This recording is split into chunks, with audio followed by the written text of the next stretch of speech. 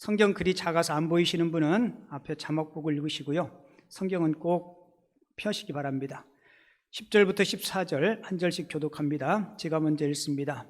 모세는 네 부모를 공경하라 하고 또 아버지나 어머니를 모욕하는 자는 죽임을 당하리라 하였거늘 너희는 이르되 사람이 아버지에게나 어머니에게나 말하기를 내가 드려 유익하게 할 것이 고르반 곧 하나님께 드림이 되었다고 하기만 하면 그만이라 하고 자기 아버지나 어머니에게 다시 아무것도 하여 드리기를 허락하지 아니하여 전통으로 하나님의 말씀을 폐하며 또 이 같은 일을 많이 행하느니라 하시고 14절 같이 읽습니다. 무리가 다시 불러 이르시되 너희는 내 말을 듣고 깨달으라. 아멘. 오늘 어버이 주일을 맞이해서 네 부모를 공경하라라는 제목으로 하나님이 주시는 은혜의 말씀을 함께 나누도록 하겠습니다. 오늘 제가 무슨 설교하려는지 아시죠? 무슨 설교할 것 같아요? 효도하라고, 그죠? 예. 그럼 뭐 설교할 필요 없네요. 뭐 이미 다 알고 있는데. 여러분들에게 질문 하나 드릴게요. 여러분들의 인생의 뒤안길을 한번 잠깐 뒤돌아보세요. 70년 사신 분은 70인생 뒤안길, 80을 사신 분은 80인생 뒤안길. 여러분 인생의 뒤안길을 잠깐 뒤돌아보면 어떤 생각이 드나요? 그리고 다시 인생의 뒤안길로 내가 갈 수 있다면 어느 시점, 언제쯤 가고 싶은가요? 우리 가족들 모여서 요 이야기를 제가 했어요. 그랬더니 대뜸 저희 딸이 아빠는 언제로 가고 싶냐고. 그래서 저는 그랬어요. 나는 안 가고 싶다고. 가면은 또 공부해야 되는데, 공부하기 싫었는데, 학생시절에 가면 또 공부해야 되는데 나는 안 가고 싶다고. 그랬더니 우리 딸이 저한테 하는 말이 아빠는 지금이 제일 좋은가 보네. 그렇게 얘기하더라고요. 근데 우리가 우리 인생의 뒤안길을 되돌아보면 아쉬운 것들, 후회스러운 것들. 그래서 어떤 분은 우리 인생의 뒤안길을 뒤돌아보면 항상 껄껄이 생각난대요. 그때 그렇게 하지 말걸. 그때 그렇게 할걸. 오늘 어버이 주일인데요. 아마 우리가 부모님에게 정성껏 효도하지 못하면 부모님 돌아가신 후에, 기회를 놓친 후에 우리 아버지 어머니 살아계실 때 좀 더 잘해드릴 걸, 우리 남편 살아있을 때 좀 더 따뜻하게 잘해줄 걸, 우리 마누라 이 땅을 살아갈 때 좀 더 사랑해 줄 걸. 저도 여러분들도 껄껄이 인생에 없을 수는 없을 거예요.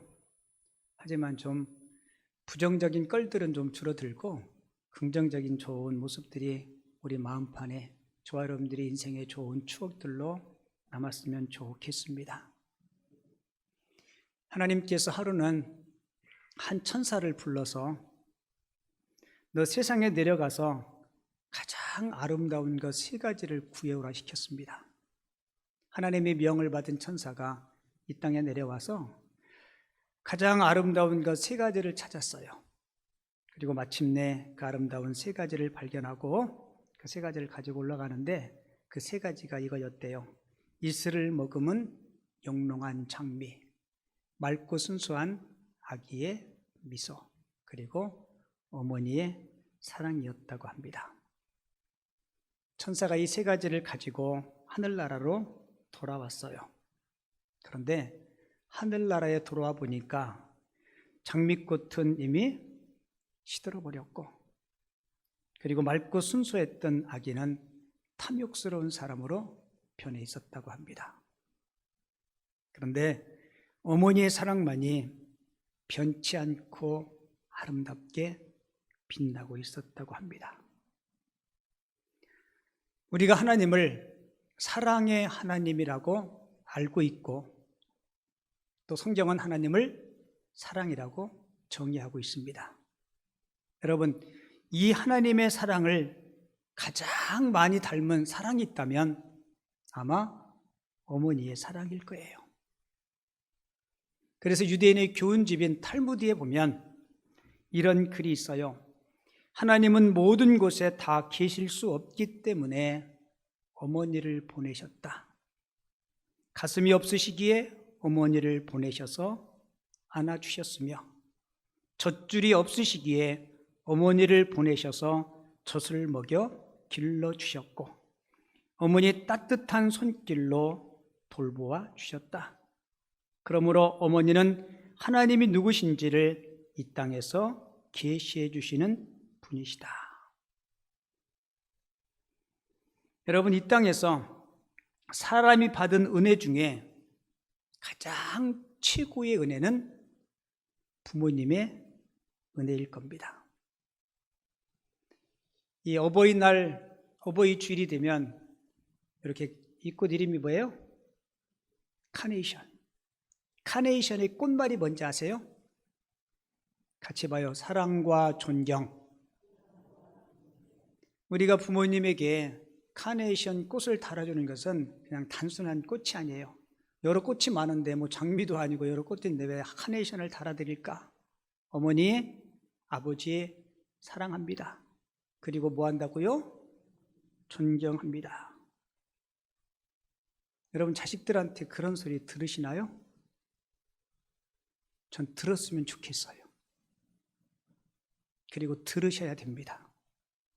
아멘 하든 않든 이것만 진리입니다. 여러분, 왜 어버이 사랑이 하나님의 사랑을 가장 많이 닮았을까? 여러분, 어버이의 사랑은 조건이 없어요. 맹목적입니다. 그리고 희생적이에요.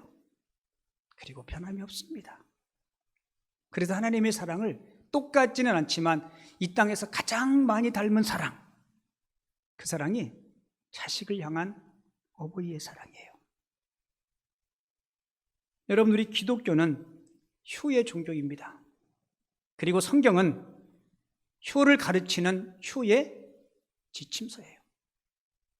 제가 구약과 신약 두 구절만 여러분들에게 소개해 드릴 텐데요. 신명기 5장 16절 같이 읽을게요. 너는 내 하나님 여호와께서 명령한 대로 내 부모를 공경하라. 그리하면 내 하나님 여호와가 내가 준 땅에서 내 생명이 길고 복을 누리리라.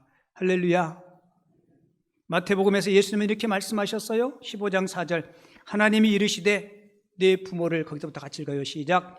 내 부모를 공경하라 하시고 또 아비나 어미를 회방하는 자는 반드시 죽으리라. 여러분, 성경은 효도에 대해서 잘 가르쳐주는 효의 지침서고 우리 기독교는 효도의 종교입니다. 자, 그러면 우리가 부모님을 왜 공경해야 할까? 부모를 공경해야 되는 첫 번째 이유는 부모 공경은 하나님의 뭐예요? 명령입니다. 그것도 하나님의 명령이에요. 부모 공경은 일반적인 도덕이나 윤리 차원을 뛰어넘는 하나님의 명령입니다. 그러니까 선택의 여지가 없는 거예요. 우리 예수님은 불효하는 바리새인들을 향해서 분노하시면서 이렇게 말씀하셨어요. 독사의 자식들아. 뭐라고요? 독사의 자식들아. 출애굽기 21장 15절과 17절에 보면 자기 아버지나 어머니를 뭐하는 자? 치는 자. 17절에는 저주하는 자는 반드시 죽일지니라. 오늘 본문 10절도 모세는 내 부모를 공경하라 하고 또 아버지나 어머니를 모욕하는 자는 죽임을 당하리라 하였거늘 하고 기록하죠. 여러분, 불효의 죄가 얼마나 큰지, 불효하면 그 형벌이 엄했어요. 불효하면 어떻게 해요? 죽임을 당했습니다. 구약시대 때는 돌로 쳐 죽였습니다. 내가 부모님 앞에 불효하면서 하나님을 공경한다는 것은 위선이에요. 이런 의미에서 예수 믿고 신앙생활하는 저와 여러분들은 그렇지 않은 사람들보다 더 적극적으로, 더 마음 다해 부모님을 섬기실 수 있으셔야 돼요. 에베소서 6장 1절에 보면 자녀들아 주 안에서 너희 부모에게 순종하라. 이것이 뭐라고요? 여러분, 부모에게 순종하는 것이 옳지 않다. 여러분, 그 세상 사람들도 다 아는 거예요. 부모에게 순종하는 것이 옳은 것은. 그런데 오늘 성경에서 이야기하는 옳다라는 말은 이것이 너희의 본성이라는 거예요. 부모님에게 효도하고 부모님을 공경하고 순종하는 것은 우리의 본성. 이게 무슨 뜻이냐면 하나님이 형상대로 지음받은 우리는 원래 부모님에게 효도하고 부모님께 공경하게 되어 있는 본성을 가지고 있는데 인간이 타락하고 죄를 지으면서 이 본성이 얼그러지기 시작한 거예요. 그 사람들이 효도를 하지 않는 거예요. 여러분, 우리나라도 부모를 모시면 나라에서 주는 혜택이 있어요, 없어요? 있어요. 왜요?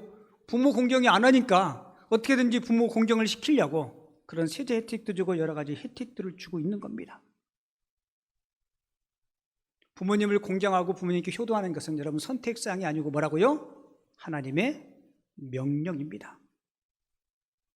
그리고 부모를 공경해야 되는 두 번째 이유는 부모님을 공경하는 것은 하나님을 공경하는 신앙의 행위라는 거예요.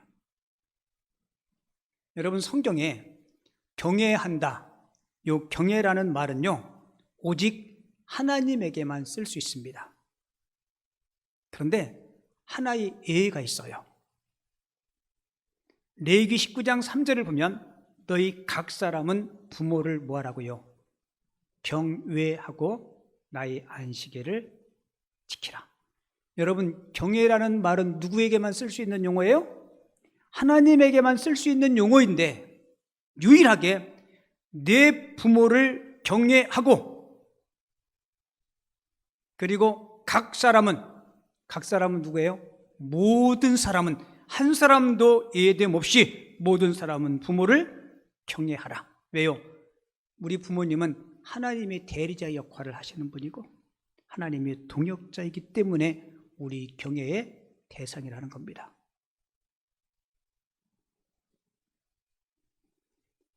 그런데 예수님 시대에 하나님을 경외한다고 하면서 신앙을 빙자해서 부모님을 봉양하지 않는 사람들이 있어서요.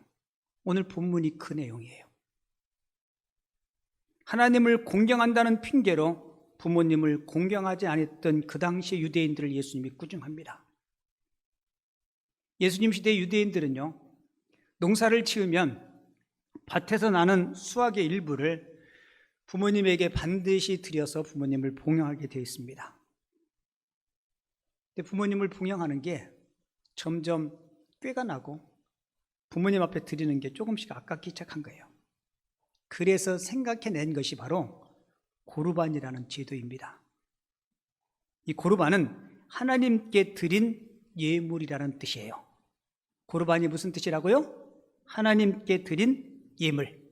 그러니까 이만한 밭이 있는데 하나님, 이 밭에서 나는 소출을 제가 하나님께 드리겠습니다. 하나님 앞에 바친 것입니다. 그게 뭐예요?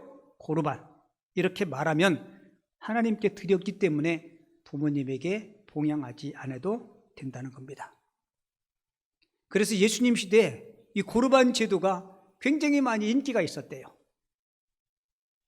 그리고 이 고르반의 제도는 어떤 각서를 쓴다든지 문서를 작성한다든지 그런 게 없고요. 내가 말로만 하면 돼요. 그러니까 얼마나 간편하고 쉬워요. 이거는 고르반이야. 보면 11절 한번 볼까요? 너희는 가로되 사람이 아비에게나 어미에게나 말하기를 내가 드려 유익하게 할 것이 고르반 곧 하나님께 드림이 되었다고 하기만 하면, 그 가로 열고 제가 설명을 위해서 써놨어요. 말하기만 하면요, 그냥 말하기만 하면 그만이라 하고. 근데 이 사람들이 실제로 하나님 앞에 드렸다라고 이야기하지만 하나님께도 드리지 않고 부모님 봉양도 하지 않고 말로만 그렇게 하고 자기가 다 챙겨버린 거예요. 그러다 보니까 그 당시 부모님들이 배를 굶고 자식들에게 버림을 당하고 방치되고 때로는 병들어 죽고, 그러면서 그들은 예배당에 가서 경건한 것처럼 기도하고 예배하고, 그리고는 내가 부모를 봉양하고 싶은데 이 모든 것은 다 고르반 하나님께 바쳐진 것이 되었더라고. 신앙이 좋은 것처럼 행동은 하지만 실제로는 부모를 공경하지 않고 자기가 다 먹어치우는 그런 불효를 저지른 겁니다. 예수님께서 그들을 바라보시면서 이렇게 꾸중하세요. 13절, 너희의 천한 전통으로 뭐를 피해요? 하나님의 말씀을 피하며 또 이 같은 일을 많이 행한다라고 꾸짖고 있습니다. 잘못된 전통 때문에 하나님의 말씀을 버리고 하나님의 말씀을 피하고 하나님의 말씀을 어긴다는 거예요. 여러분, 내 부모를 공경하라. 10계명의 몇 번째예요? 제5계명 5번째 계명입니다. 내가 하나님을 섬긴다고 하면서 눈에 보이는 부모에게 효도하지 않는 것, 이거는 불신자나 이방인보다 더 악한 짓이라고 성경은 단호하게 경고합니다. 디모데전서 5장 8절 같이 읽어요. 디모데전서 5장 8절, 누구든지 자기 친족, 특히 자기 가족을 돌보지 아니하면 믿음을 배반한 자요 불신자보다 더 악한 자니라. 할렐루야. 그러니까 부모 공경을 잘하는 것이 곧 하나님을 공경하는 거예요. 그러니까 저와 여러분들이 신앙생활 하면서 내가 여러분들이 섬기는 가족들, 여러분들의 부모님, 이웃들을 섬기는 관계 속에서 하나님의 모습들이 드러날 수 있는, 그리고 드러내야 되는 아름다운 삶을 살아갈 수 있는 저와 여러분들 꼭 되시기 바랍니다. 그리고 세 번째, 우리가 부모를 공경해야 되는 이유는, 부모를 공경하는 것은 사랑 실천의 제1계명이에요. 신명기 5장 16절에 보면 너는 내 하나님 여호와께서 명령한 대로 내 부모를 뭐하라고요? 공경하라. 자, 내 부모를 공경하라, 이 말은요, 성경의 용어로는 카베드, 중요하다라는 뜻이에요. 그러니까 다시 말씀드리면 5계명에서 내 부모를 공경하라는, 내 부모를 어떻게 여기라고요? 중요하게, 내 부모를 소중하게, 내 부모를 귀하게 여기라는 겁니다. 여러분은 그렇게 하고 계시죠? 이런 세상에 이런 일이야. 아무 말도 안 하시네. 그러면 제가 질문을 바꿔서, 앞으로 여러분들은 그렇게 하실 거죠? 우리 자녀를, 우리 부모를 귀하게, 소중하게, 중요한 분으로. 그게 뭐예요? 내 부모를 공경하는 것입니다. 근데 효도는요, 의지를 가지고 하셔야 돼요. 뭐를 가지고요? 의지를 가지고. 효도는 억지로라도 하라잖아요. 여러분, 자식 사랑은 내리 사랑이라서 그냥 내리 사랑이기 때문에 훨씬 수월한데, 부모님을 봉양하고 섬기는 그런, 그렇지 않아요. 그리고 부모 공경은 다음에 해야 될 일이 아니고 지금 해야 될 일이에요. 언제 해야 될 일이에요? 시방 해야 될 일이라고요. 지금. 사도 바울이 골로새 교회 성도들에게 편지하면서 골로새 교회 성도들이 부모 봉양을 잘 못했던 것 같아요. 골로새 3장 20절에 보면 자녀들아 모든 일에 부모에게 순종하라. 여러분, 다른 성경 구절은요, 자녀들아 내 부모에게 순종하라, 내 부모를 공경하라. 그런데 이 골로새서만 유독 모든 일에 이 앞 단어를 썼어요. 자녀들아 모든 일에 내 부모에게 순종하라, 이는 주 안에서 기쁘게 하는 것이라 라고 기록하고 있죠. 왜 다른 성경과는 달리 효를 강조하면서 바울은 골로새 교회 성도들에게 모든 일에라는 수식어를 썼을까? 여러분, 골로새는 무역이 흥황하는 상업도시였어요. 그러다 보니까 헬레니즘의 영향을 받아서 영지주의가 아주 활발했습니다. 영지주의가 쉽게 설명하면 뭐냐면 육은 악하고 영은 거룩하다. 이런 영향을 받아서 골로새 교회 성도들도 그 영향 때문에 흔들리기 시작한 거예요. 그 중에 하나가 뭐냐? 부모님을 봉양하는 것도 영적인 일이 아니고 육신적인 일이다라고 그들이 생각한 거예요. 그러다 보니까 부모님을 모시지 않고 또 부모님을 소홀히 여기는 그런 일들이 골로새 교회한테도 영향을 미치기 시작한 거예요. 그래서 바울이 편지를 하면서 모든 일에 부모에게 순종하라. 바꿔서 이야기하면 부모님에게 순종하고 부모를 봉양하는 일도 무슨 일이에요? 영적인 일이고 거룩한 일이고 좋은 일이다. 여러분, 세상 사람들도 부모와 자식과의 관계를 천륜이라고 이야기합니다. 하늘이 맺어준 너무너무나 귀한 관계. 그러니까 우리가 부모님을 봉양하고 효도하는 것은요, 단순히 의무만 아닙니다. 그것은 우리에게 주신 특권이에요. 그래서 어릴 적에는 부모님 앞에 효도하는 것은 부모님의 말씀을 잘 듣고 순종하는 거예요. 어른이 되면요, 여러분 부모님에게 자주 전화도 하시고 좀 시간을 내서 여러분들 얼굴도 좀 보여드리고 손자 손녀들도 좀 보여드리고, 그리고 말로도 사랑한다고, 고맙다고, 은혜에 감사하다고 표현하고 그렇게 하셔야 돼요. 그렇게 하시죠. 어저께 신방 갔는데 50살 먹은 아들이 어버이날이라고 동영상을 찍어서 보냈는데 그걸 저한테 보여주더라고요. 머리에다가 가발 쓰고 마이크 딱 붙잡고 막 노래를 부르는데 내가 그러면서 야, 참 좋다 그 생각이 들었어요. 여러분, 종은 울리기 전에는 종이 아니고요, 사랑도 내가 표현하고 고백하기 전에는 사랑이 아니에요. 우리 그런 훈련들 작은 것부터 좀 실천했으면 좋겠습니다. 그 어버이날 그 어버이에 대한 글을 공모해서 대상을 받은 글이 있어요. 제목은 며느리와 시어머니인데 조금 긴데 제가 여러분들에게 그대로 이 글을 읽어드릴 테니까요, 여러분들이 이 글에 나오는 며느리들이 됐으면 좋겠고 이 글에 나오는 시어머니 같았으면 좋겠고 그 시아버지나 아들이나 마찬가지예요. 제가 읽어드릴 테니까 여러분들도 자막 보시면서 같이 눈으로 같이 좀 읽었으면 좋겠어요. 결혼 1년 만에 친정엄마가 암 선고를 받으셨다. 난 엄마 건강도 걱정이었지만 수술비와 입원비 걱정부터 해야 했다. 남편에게 얘기했다. 남편은 걱정 말라고 내일 돈을 융통에 볼 터이니 오늘은 푹 자라고 얘기해 주었다. 다음날 친정엄마 입원시키려 친정에 갔지만 엄마도 선뜻 나서질 못하셨다. 집에 돌아오는 버스 안에서 하염없이 눈물 났다. 그때 시어머님께서 전화가 왔다. 지연아, 너 울어? 울지 말고 내일 3시간만 시간 내다오.